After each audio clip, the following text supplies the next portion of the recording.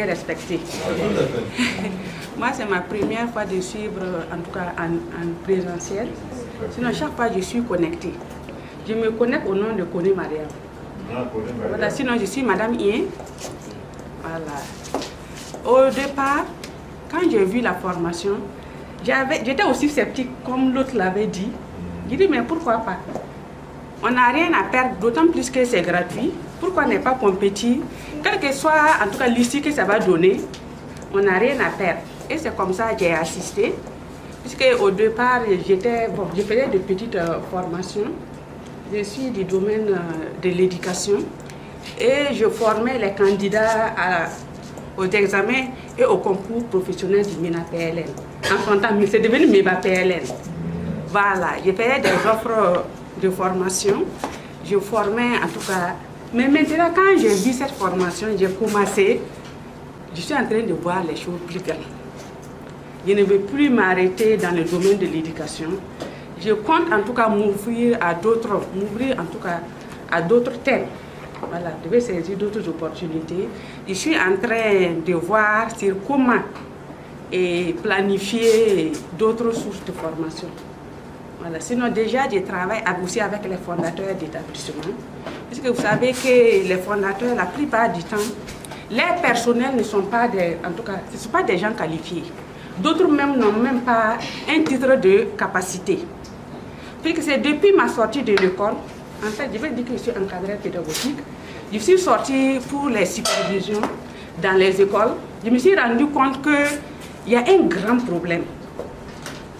Les gens sont plus basés, ils se basent plutôt sur la formation de l'enfant pour qu'il réussisse à son examen. Et l'enfant arrive en 6e, tu vas voir l'enfant qui a eu l'entrée en 6e, il arrive bizarrement à partir de la 3e. Bon, pour même pas dire à partir de la 5e, l'enfant n'a même plus la moyenne du redouble. C'est qu'il y a un problème de fond qui est là. Et comment faire?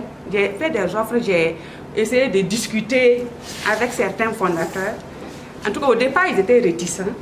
J'ai fait une collecte de données sur le terrain de des enfants qui étaient là et qui ont eu des difficultés même souvent pour arriver en 3e.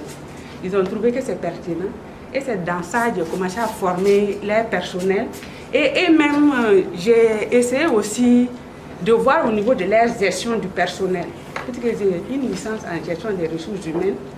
Donc j'ai essayé de mettre ça en application en plus de mon diplôme professionnel.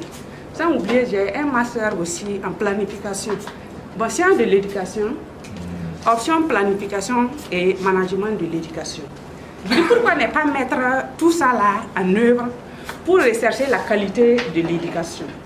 Et c'est comme ça que j'ai commencé.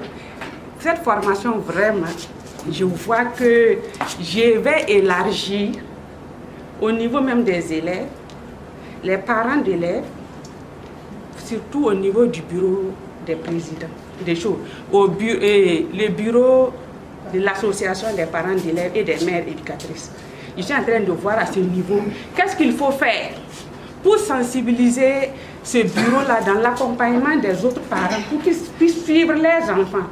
Puisqu'on se rend compte qu'aujourd'hui la délinquance a pris en tout cas de l'ampleur.